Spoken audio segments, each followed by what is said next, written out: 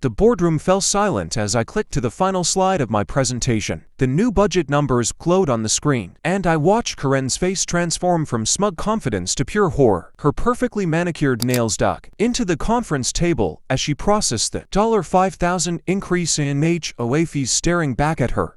"What is this?" she shrieked, her voice climbing octaves with each word. "Who authorized this outrageous increase? This is completely unacceptable." I adjusted my tie, savoring the moment I'd been planning for weeks. "You did, Karen," I said with a calm smile. "The moment you fined me $1,000 for swimming in my own lake." Let me back up and explain how we got here. My name is David, and I've lived in Willow Creek Estates for 15 years. When I bought my property, the main selling point wasn't the 4-bedroom, colonial, or the 3-car garage. It was the pristine, 20-acre lake that came with the deed. Crystal Lake, as the original owners named it, sits partially on my property and partially borders the HOA community. For over a decade, this arrangement worked perfectly. Neighbors would wave as I took my morning swims, and occasionally I'd even let the HOA host their summer picnic on my section of the shoreline. Then Karen became HOA president. You know the type. She showed up to her first board meeting with a leather-bound notebook, color-coded tabs, and a mission to bring order to the chaos. Within her first month, she'd issued 17 warning letters for infractions, ranging from mailboxes being 2 inches too tall to grass being half an inch too long. She measured everything with an actual ruler she carried in her purse. The trouble started on a beautiful Saturday morning in June. I was doing my usual swim, floating on my back and watching clouds drift by, when I heard that unmistakable shriek from the shore. Excuse me, sir." Karen stood at the water's edge in her HOA president blazer, despite the 90 heat, waving a clipboard like a battle flag. "You need to exit the water immediately." I swam closer, though not too close. Something told me she might try to citizens arrest me with that clipboard. "Good morning, Karen. Beautiful day for a swim. Swimming is strictly prohibited in community bodies of water," she announced, reading from her clipboard. "HOA Regulation 7.3.9 clearly states that all recreational water activities require board approval and proper insurance documentation." I treaded water, genuinely confused. "This is my lake, Karen.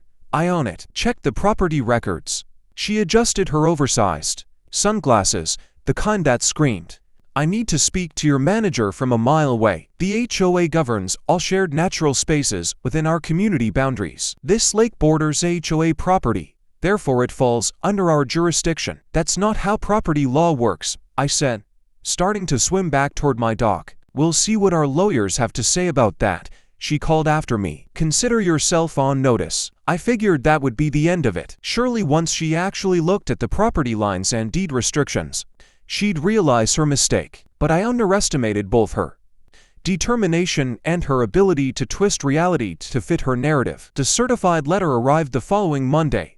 Official HOA letterhead. Naturally, it detailed my blatant violation of community standards and assessed a $1,000 fine for unauthorized use of community resources.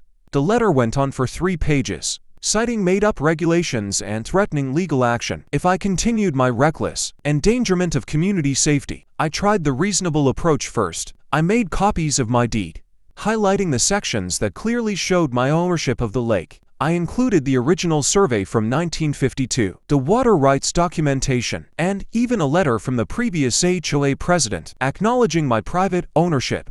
I hand-delivered it all to Karen's house. She answered the door in another blazer, this one pink, as if she had a whole closet dedicated to HOA authority. "Where, David?" she said, not even looking at my documents. "The fine stands. The board has spoken." "The board?" I asked. "When did the board meet about this?" "Emergency session," she said with a smile that didn't reach her eyes. "We take safety violations very seriously." I later learned this emergency session consisted of Karen and her 2 closest allies meeting at Starbucks. The letters kept coming, one nearly every day, each more threatening than the last. She filed complaints with the city claiming I was creating an attractive nuisance. She started a whisper campaign among the neighbors, telling anyone who would listen that I was setting a dangerous precedent. Mrs. Henderson from 2 doors down actually asked if it was true that I was planning to open an unlicensed water park. That's when I decided to stop playing defense and start playing offense. I spent the next 2 weeks buried in HOA documents, bylaws, contracts, agreements, going back 30 years. That's when I found it. The smoking gun. An easement agreement from 1998 allowed the HOA to use a portion of my property for maintenance, access to their section of the lake. The agreement included rights to the small beach area, where they held community events, and the gravel road their maintenance trucks used. The kicker: the agreement expired after 25 years or less, formally renewed. It was now 2024. Nobody had remembered to renew it. I verified everything with my lawyer, who actually laughed when I explained the situation. So she's fining you for using your own property, while her organization is technically trespassing on it, he said.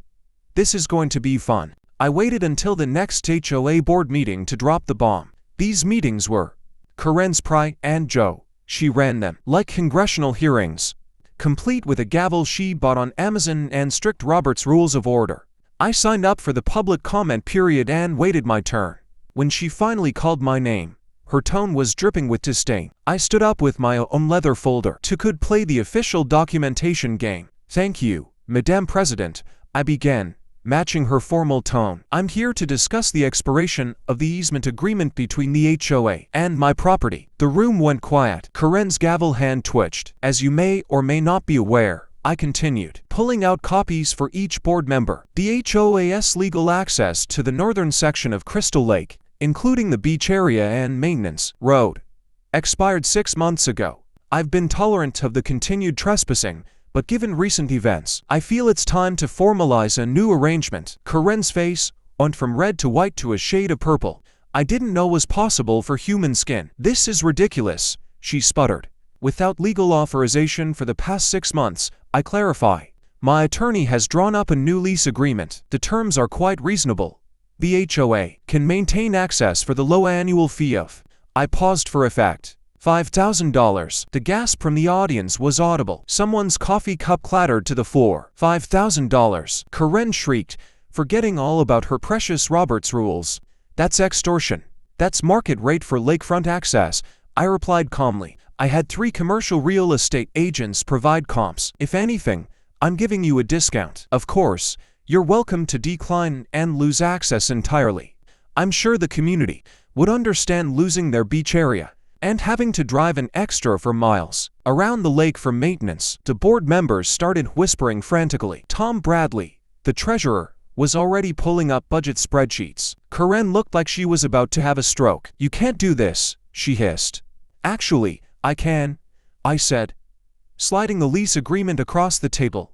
You have 30 days to decide. After that, I'll be installing a gate. The next 3 weeks were glorious chaos. Word spread through the neighborhood like wildfire. The same people who had been avoiding me after Karen's gossip campaign suddenly had strong opinions about fiscal responsibility and board overreach. The Facebook group exploded with demands for emergency budget meetings and calls for accountability. Karen tried everything.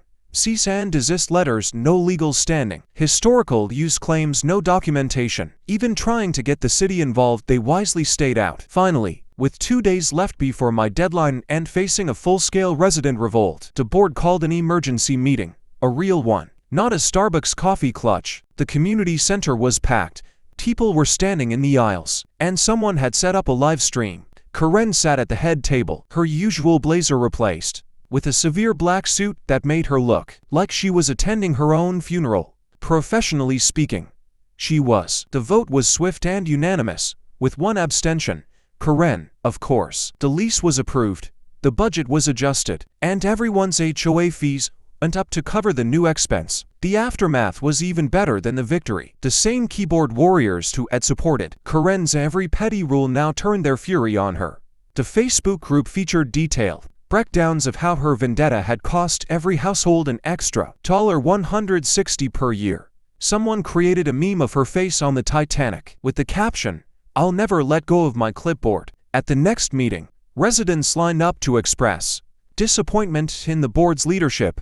Mrs. Patterson, a retired teacher who hadn't spoken in 10 years, gave a devastating speech about fiscal responsibility and the dangers of unchecked power. She ended with, perhaps some board members should consider whether they're truly serving the community's best interests. The recall petition started that night. Within a week, It had enough signatures to trigger a special election. Karen tried to rally support. That hiking fees over a personal grudge is a great way to lose allies. I timed my next swim for the morning of the recall vote. As I floated on my back, I saw Karen's car at the community center. She'd arrived at 6 a.m., set up a table with cookies and flyers, defending her record. By noon, the cookies were untouched and she stood alone. That evening, the results came in. Karen was removed from the board by 87%, the highest margin in HOA history. As the results were read, she clutched her leather notebook like armor. "This is a mistake," she said, voice cracking. "I was only trying to maintain standards. You'll regret this when property values plummet." Someone in the back laughed.